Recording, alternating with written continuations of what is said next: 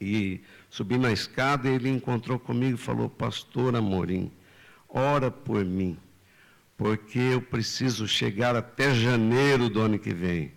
Eu falei: pastor, o senhor precisa descansar. Até Jesus descansava no barco com a cabeça numa almofada. Ele falou: Amorim, mas o barco estava andando. Irmãos, o barco continua andando. E nós podemos continuar clamando a Jesus. Porque quando o crente clama, Jesus salva, ele salva mesmo. E hoje em dia, irmãos, nós estamos vivendo dias de tanta dificuldade na liderança das igrejas, de um modo geral. O povo tão preocupado, mas nós louvamos a Deus pela liderança do pastor Antônio, pastor Josué, a igreja em Portugal que está preocupada em orientar e ensinar, proporcionando esta escola bíblica. Feliz em poder conhecer os dois ministrantes que aqui estão. Confesso, irmãos, estou aqui tremendo e temendo, porque eu não tenho experiência em escola bíblica, esta é a segunda vez. Mas eu tenho experiência com Jesus, viu, irmãos? Ele me batizou com o Espírito Santo, me salvou, transformou a minha vida, Ele continua fazendo milagre na nossa vida, e é com Ele que nós temos compromisso e sabemos que Ele é poderoso. Esses dias, pastor, eu estava lendo um texto e eu vi uma frase de Lutero que eu tive assim um impacto sobre a minha vida, sabe? Nós vimos o pastor aqui falando sobre a criação, sobre o início, e a frase é bem apropriada para esta reunião, que Deus criou todas as coisas do nada, e enquanto o homem não se fizer nada, Deus não pode fazer nada com ele. Aleluia. Vale um glória a Deus, viu, irmãos? E nós somos frágeis, somos dependentes de Deus, e quando nós chegamos a esta consciência de que nós somos dependentes de Deus, Deus começa a operar. Há 3 anos atrás eu tive que fazer uma pequena cirurgia, uma rápida cirurgia. E ali, chegando naquele hospital, a gente chega com relógio, com carteira, com documento, com cartão de crédito. A primeira coisa que a mulher fala: tira todas as suas coisas e entrega para a sua esposa. Tem que entregar tudo. Pois entra no quarto, tem que tirar a própria roupa e colocar uma roupa bem ridícula. E aí a gente começa a olhar que de fato nós não somos nada, que nós dependemos da misericórdia de Deus, que somos frágeis. E lá na igreja, essa igreja que se iniciou, né, nós vemos o paralítico na porta do templo, e Pedro e João subindo ao templo, e eles dizem: olha, nós não temos prata nem ouro, mas em nome de Jesus levanta. Aquela igreja tinha tão pouca coisa, mas aquela igreja tinha a hora da oração. Eles subiam a hora da oração. E isso é bonito nós estarmos voltando a ver acontecer essas coisas na igreja de hoje. Queridos irmãos, nós queremos já iniciar aqui estas cartas de Hebreus. Nós precisaríamos bastante tempo, né? Mas vamos tentar, dentro de uma possibilidade de fazer um resumo. Se não conseguirmos concluir esta carta nesta noite, nós reiniciaremos na próxima aula.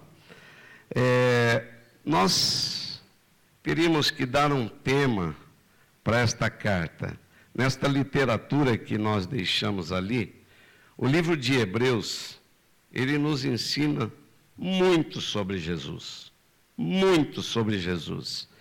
E ele ensina a superioridade de Jesus sobre os anjos. É um dos temas principais. Ele ensina também que a superioridade, que o Filho de Deus é superior a Moisés, que o Filho de Deus é superior a Arão, e ensina muito sobre Jesus. E se nós fôssemos eleger um tema nesta noite, assim perguntando para a igreja, qual o tema que vocês acham que nós deveríamos eleger para esta aula desta noite? nós falamos então sobre a superioridade de Jesus. Então, eu acho que este seria o tema fundamental e principal. Neste início aqui que nós temos na apostila, o Filho de Deus é superior aos anjos, no capítulo 1, verso 2 a 18, mas olhando para o 3, diz assim, do capítulo 1, Ele que é o resplendor da glória e a expressão exata do seu ser, sustentando todas as coisas pela palavra do seu poder, depois de ter feito a purificação dos pecados, assentou-se a majestade nas alturas, tendo-se tornado tão superior aos anjos, quanto herdou mais excelente nome do que eles. Jesus já o era, veio aqui e se fez homem, mas ele voltou à posição que ele estava, superior aos anjos. Esta superioridade do Filho de Deus, ela é sustentada também pelo Velho Testamento, no capítulo 1 ainda, de Hebreus, do 1 ao 14, nós temos, mas eu separei o verso 1, 2 e 3, que ele nos mostra claramente esta superioridade do Filho de Deus sustentada pelo Velho Testamento, texto que foi falado, havendo Deus outrora falado muitas vezes e de muitas maneiras aos pais pelos profetas, nestes últimos dias nos falou pelo Filho, a quem constituiu herdeiro de todas as coisas, pelo qual também fez o universo, ele que é o resplendor da glória e a expressão exata do seu ser, sustentando todas as coisas pela palavra do seu poder, depois de ter feito a purificação dos pecados, assentou-se à direita da majestade nas alturas. Então, Jesus, ele é superior a tudo e a todos. Está à destra do Deus Pai, para ali nos abençoar, intercedendo por nós, em nossas necessidades. Existe neste livro de Hebreus exortação e advertência ao que não falta, de muitas maneiras. Mas no capítulo 2, o verso número 1, o 2 e o 3, diz o seguinte: por esta razão, importa que nos apeguemos com mais firmeza às verdades ouvidas, para que delas jamais nos desviemos. Se, pois, se tornou firme a palavra falada por meio de anjos, e toda transgressão ou desobediência recebeu justo castigo, como escaparemos nós se negligenciarmos tão grande salvação, a qual, tendo sido anunciada inicialmente pelo Senhor, foi-nos depois confiada pelos que a ouviram? Queridos, nós não podemos, não devemos nos esquecer e nem negligenciarmos esta grande verdade, que é tudo para a nossa vida, que é tudo para a nossa existência. Em Jesus está a firmeza do nosso futuro. A superioridade do Filho não foi cancelada na sua humilhação. Jesus fez-se homem, humilhou-se na cruz, mas não foi cancelada, muito pelo contrário. Isto é o motivo porque nós estamos aqui, reconhecermos que Jesus é o Salvador, que Ele é o Filho de Deus, e temos isso como lema de nossa regra e fé, juntamente com a Bíblia Sagrada. E aí segue, o Filho de Deus é superior a Moisés, nós temos referências, o Filho de Deus é superior aos sacerdotes, subdividido em temas, o progresso espiritual, o sacerdócio, ministério e sacrifício de Cristo, todos esses temas, vocês poderão estar olhando mais detalhadamente, com calma.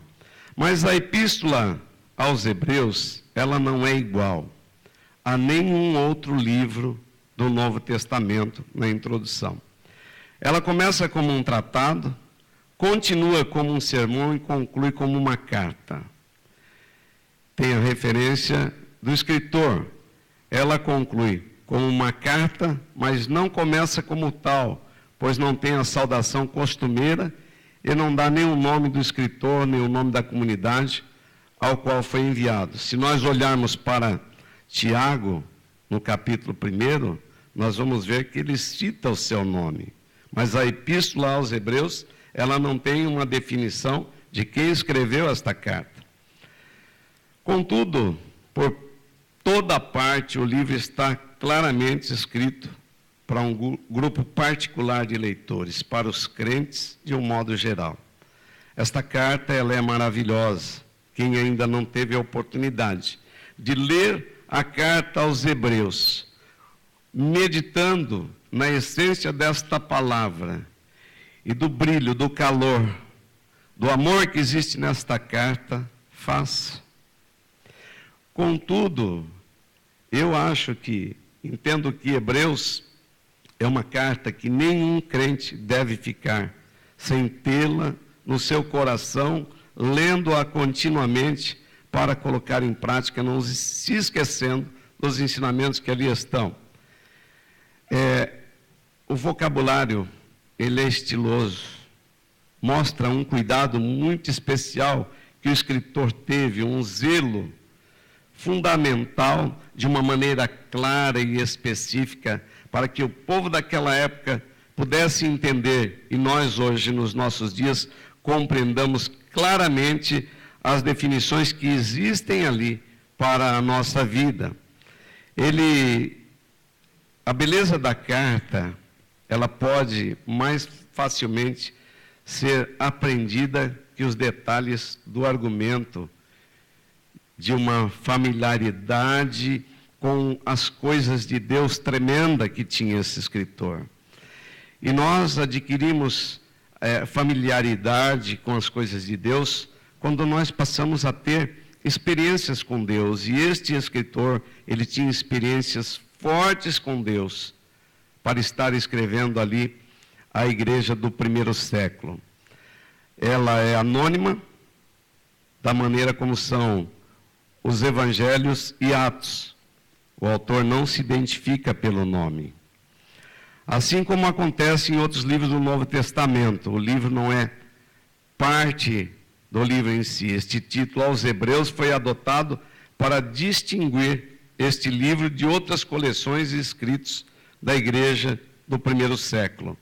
Para se identificar o autor, duas áreas de investigação crítica são usadas: a evidência da igreja primitiva e a evidência que se pode captar na própria carta. A quem escreveu o autor?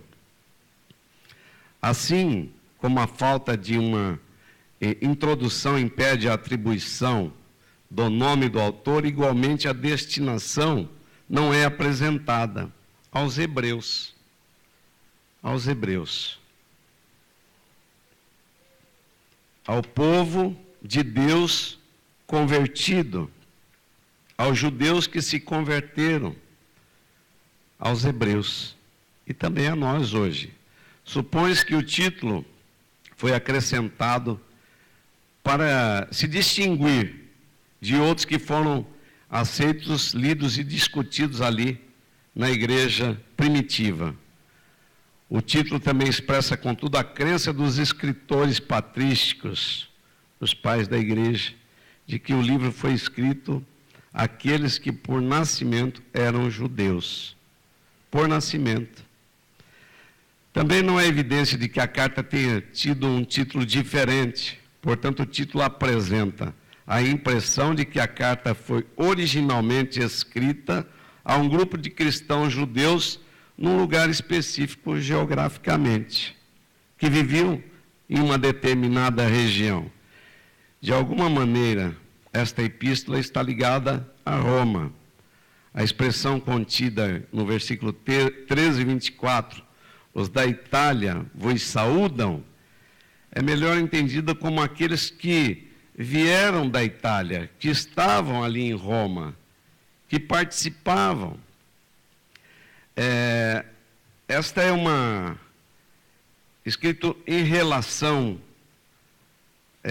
em Hebreus 13, 9, também existe esta relação. Além disso, é sugerido em Romanos 11, 13 e 18, que a igreja de Roma tinha uma base cristã judaica. Havia ali em Roma cristãos judeus naquela igreja. Uma igreja tremenda. Data. Um fator que se considera nesse estudo é a harmonização da perseguição sugeridas no capítulo 10, 32 e 34, com a implicação do capítulo 12 e 4. Estas duas passagens, elas sugerem uma perseguição de certa gravidade no passado, dias passados. Ela cita dias passados, de 10:32, da qual nenhum martírio ainda ocorrera até aquele momento. Ainda, o autor diz, ainda não resistis até o sangue. Ainda não havia acontecido sacrifícios, mas ele sabia que aconteceria. Isto apenas quase que exclui os cristãos judeus da Palestina, porque eles haviam sofrido morte prematura ali. Eles haviam padecido. Se a carta ela foi endereçada a cristãos judeus em Roma, ela deve ter sido escrita antes de julho de 64 depois de Cristo, o mês do incêndio de Roma, feito ali por Nero, que ele iniciou uma perseguição intensa aos crentes daquela época. Ele escreve aqui, a perseguição dos dias passados poderia ter sido também da época em que Cláudio ordenara que todos os judeus fossem expulsos de Roma, por causa de uma rebelião contínua causada por Cresto. E esta expulsão ela aconteceu em 49 a 64 depois de Cristo. E poderia possivelmente ser esta referência aos dias passados de 10:32 do texto que estamos meditando. Portanto, nós concluímos que Hebreus ele foi escrito em 49 depois de Cristo e antes de 70. A violenta perseguição sobre Nero em 64 e 68 depois de Cristo ainda não havia acontecido, mas qualquer pessoa que tivesse percepção deveria ver o ajuntamento de nuvens de guerra que só poderia ter feito a destruição de Jerusalém. E a sugestão mais lógica para uma data seria após a soltura de Paulo do primeiro encarceramento romano, antes da perseguição iniciada por Nero, os anos de 63 e 64. Agora nós vamos entrar no propósito. O autor, ele descreve a sua mensagem como uma palavra de exortação. No capítulo 13, o verso 22. Isso deve indicar, irmãos, algo no seu propósito, além desta palavra exortar, como verbo substantivo e adjetivo, é usado 6 vezes através da epístola. E o verbo advertir aparece 3 vezes. Mas qual era o assunto? O que foram os leitores exortados a fazerem ou não fazerem? Hoje existe, na liderança que eu citei no início, uma grande dificuldade de ordem, de palavra de direção. Eu disse que em muitas igrejas está se deteriorando a direção. Quando os crentes apresentam problemas ao pastor da igreja e o pastor não sabe dar uma palavra de direção. O pastor não tem condição de dar uma orientação. Não é o caso aqui. Eu estou citando de lideranças que estão se acabando. E aqui a ordem a fazer era evangelizar judeus não crentes. Queridos irmãos, a igreja de Portugal está uma bênção, está repleta. Mas Deus mandou um vento nesta nação e sobre a Europa, porque o povo de toda a Europa está numa fase de comodismo muito grande. se acomodaram com a sua riqueza, se acomodaram com a sua cultura, se acomodaram com a sua história, se orgulham das suas raízes e não querem mais saber das coisas de Deus. E a igreja, eu louvo a Deus pela vida do pastor, presidente desta igreja, pastor Domingos, com esta visão de missões, e eu compartilho disso no meu coração, e estarei entrando com isto também. Enviou uma igreja para cá, e de certa forma, esta igreja está um pouco acomodada no sentido de evangelizar os portugueses, tem se esforçado, mas agora tem uma missão forte, um desafio grande sobre a sua ótica, a nova ótica, e a oportunidade é singular. Porque quando o país vive uma crise, o povo sai em busca de alguma coisa. Nós vimos que aconteceu isso na Coreia do Sul, quando Paul Yang-cho se converteu, o país vinha de uma crise tremenda, de uma dificuldade terrível, havia tido o Japão sobre eles, depois disso veio a guerra mundial, após veio uma guerra civil que dividiu as duas Coreias, e quando aquele homem, Paul Yong-cho, se converteu, e a igreja presbiteriana e outras igrejas se posicionaram e foram buscar a presença de Deus, e o povo se convertia aos milhares, aos milhares, aos milhares, e Deus enviou uma bênção sobre aquele país ressurgiu das cinzas nos anos 70, se não me falha a memória, como o grande tigre asiático, a potência financeira da Ásia, um destaque mundial. E Deus pode fazer isso aqui com Portugal, eu creio. Deus fez isso sobre o nosso país, nós estamos vivendo dias de bênção. Mas foi muita oração e muita guerra, irmãos. Então é momento de nós termos aqui, juntamente com o ensinamento aqui, evangelizar os portugueses. O autor escreveu para advertir ao judeu não crente que Jesus é o Messias prometido. O autor escreveu exatamente isso, o cumprimento de que tudo que o Velho Testamento prefigurou. Ele ensina aqui, que rejeitar Jesus, no livro de Hebreus ele nos ensina, significa rejeitar o único caminho até Deus, porque o sistema sacrificial de Levítico, pelo pecado, foram substituídos pelo sacrifício único de Jesus na cruz do Calvário, pelo sacrifício de Cristo. E o autor ensina a evangelizar os judeus. Ele ensina a advertir, em segundo lugar, contra a apostasia.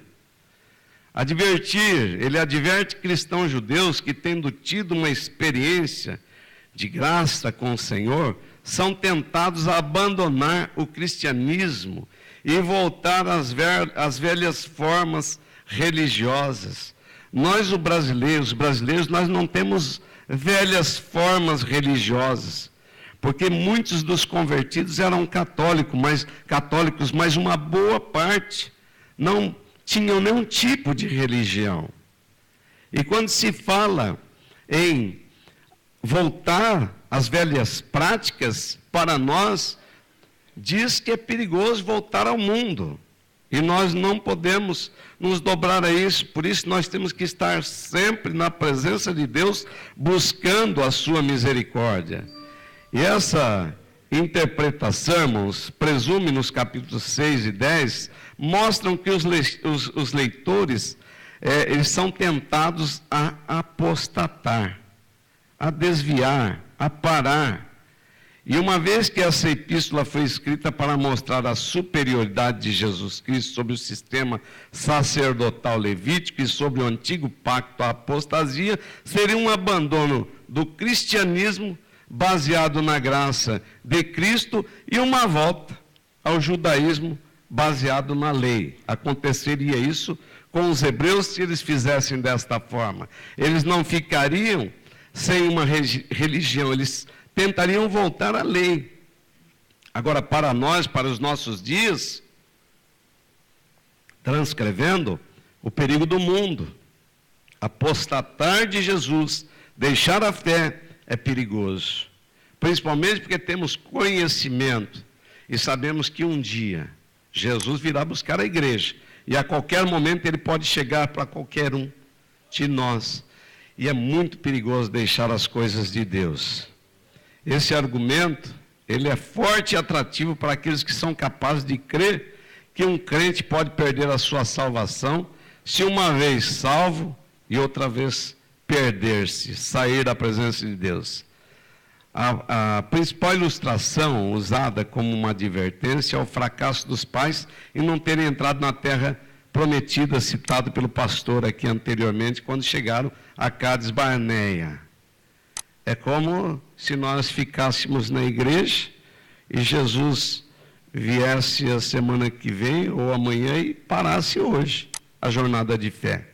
Nós não podemos, nós temos que perseverar.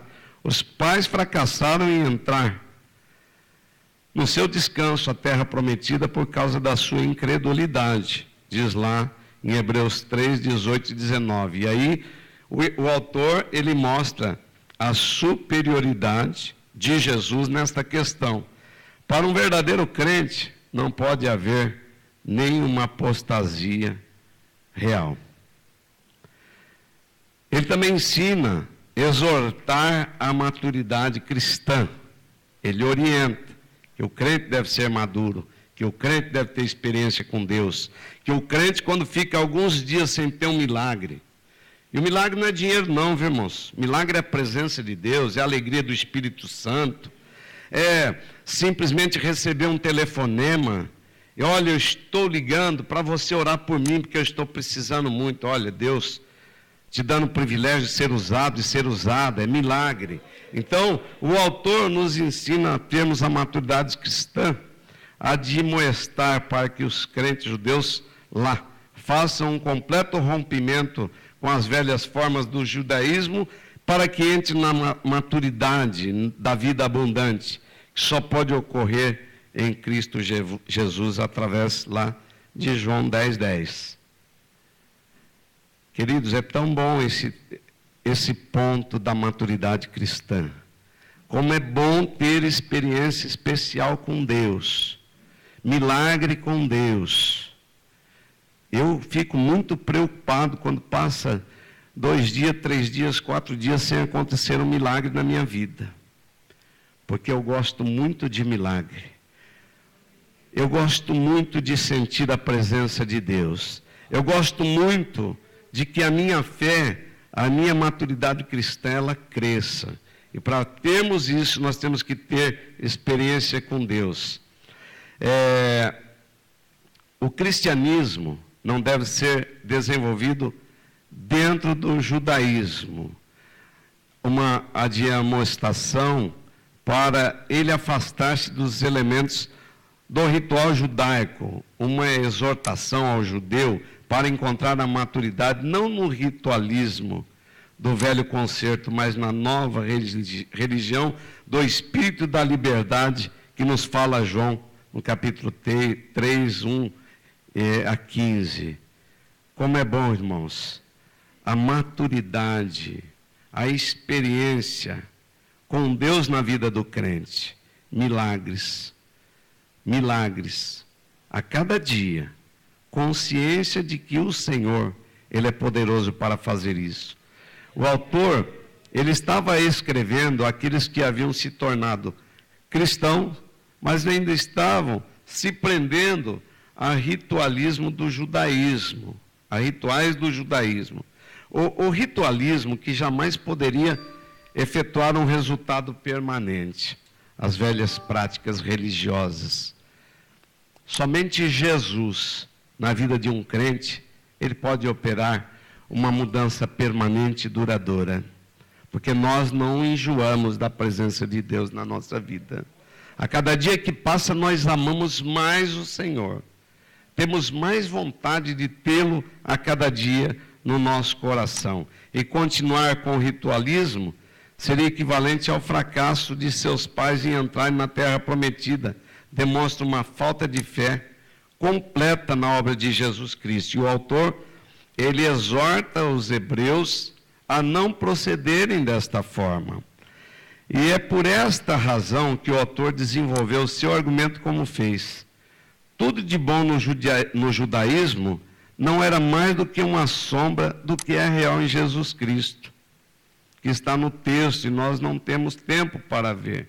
Porque, queridos, não tem coisa melhor do que um crente que recebe a visita do Espírito Santo. Não tem coisa melhor do que nós termos um grande problema na nossa vida. De experiência pessoal estou falando, de angústias na alma, de dobrar o joelho e já não ter quase que palavra de oração. E você dobra o joelho quase que revoltado com a situação, mas de repente você começa a se dobrar e começa a sair um pequeno gemido na sua alma.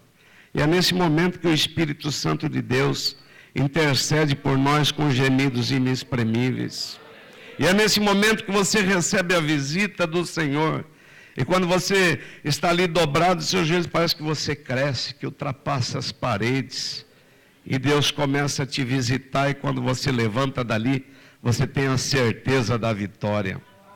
Queridos, Jesus tem muito mais do que qualquer ritualismo.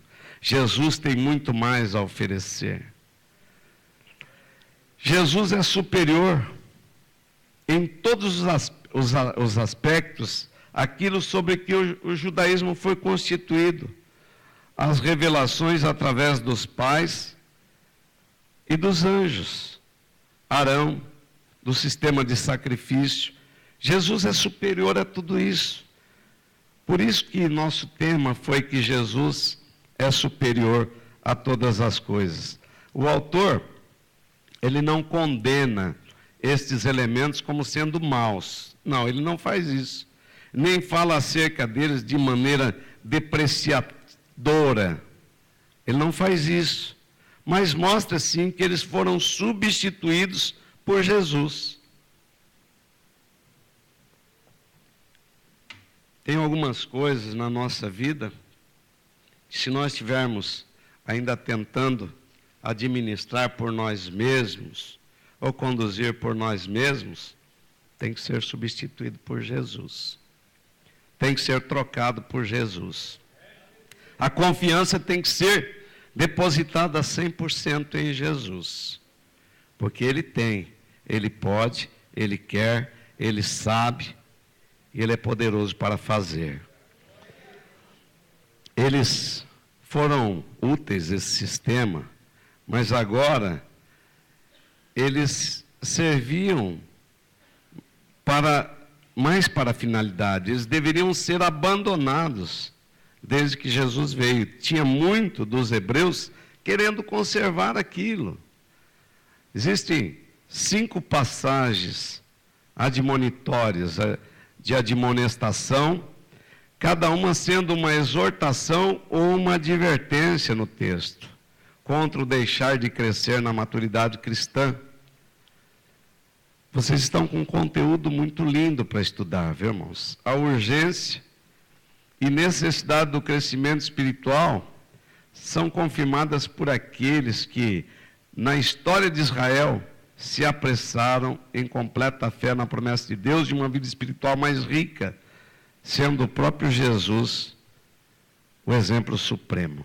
Jesus é o exemplo supremo na nossa vida de que tudo é possível ao que crer.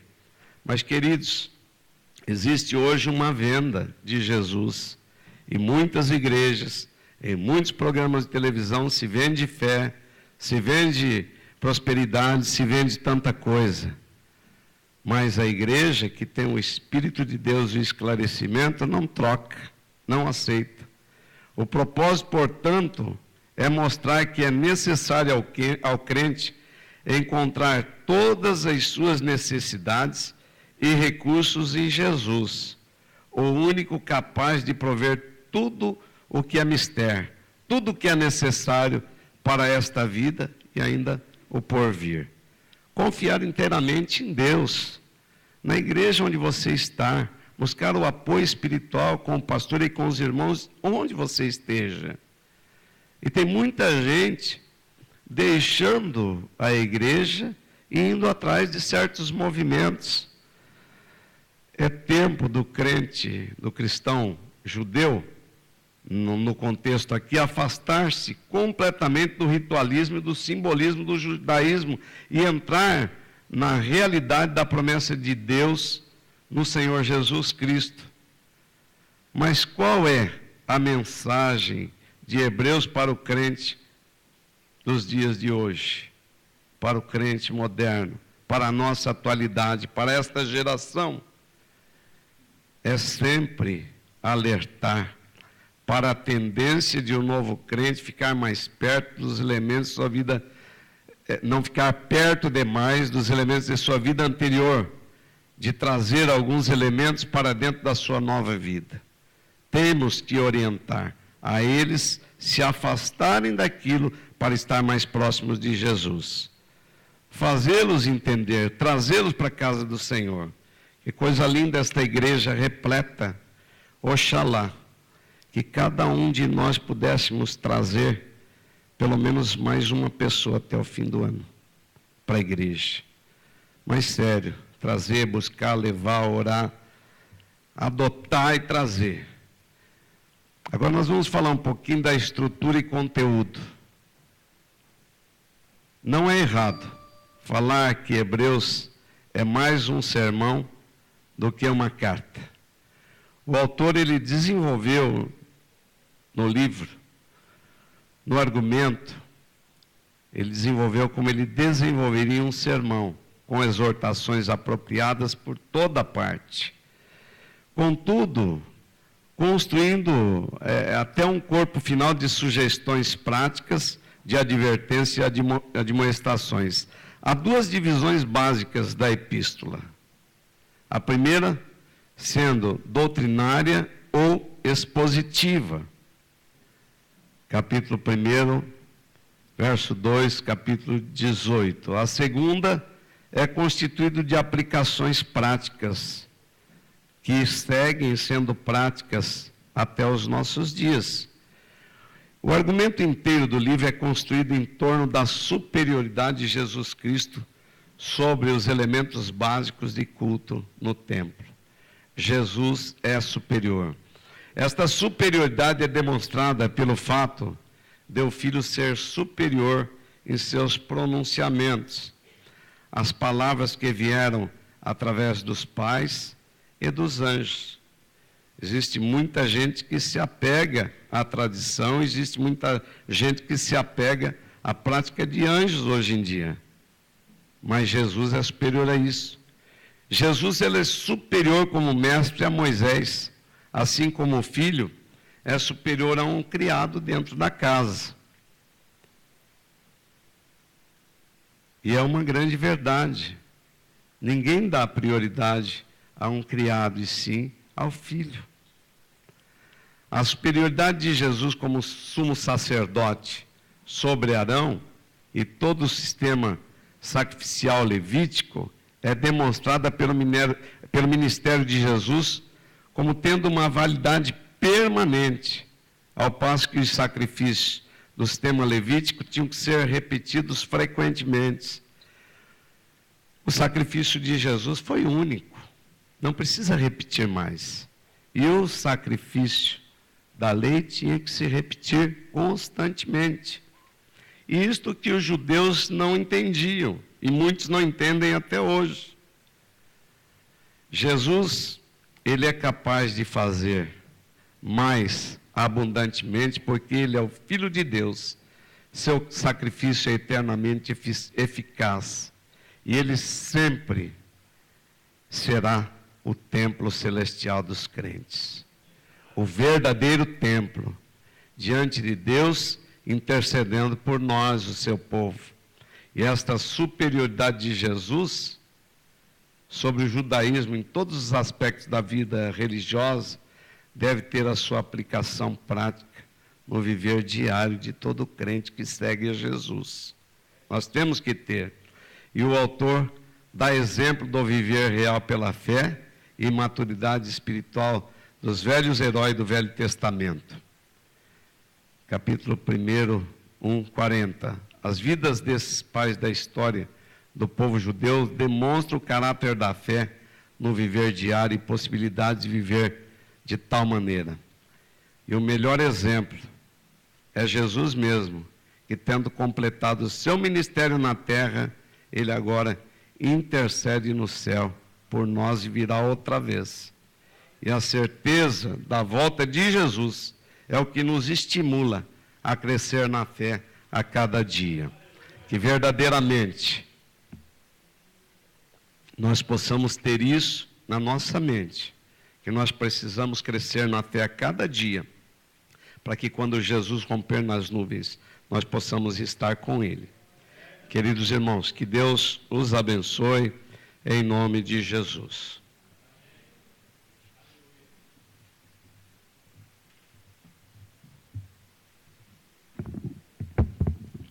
Glória a Jesus. Fiquem sobre os pés, por gentileza. Por favor. John Stott escreveu uma frase e ele disse assim: se a Bíblia estivesse numa biblioteca, se ela estivesse em cima, ela seria a cabeça de toda aquela biblioteca. Se ela estivesse no meio, ela seria o coração. E se ela estivesse embaixo, ela seria a base.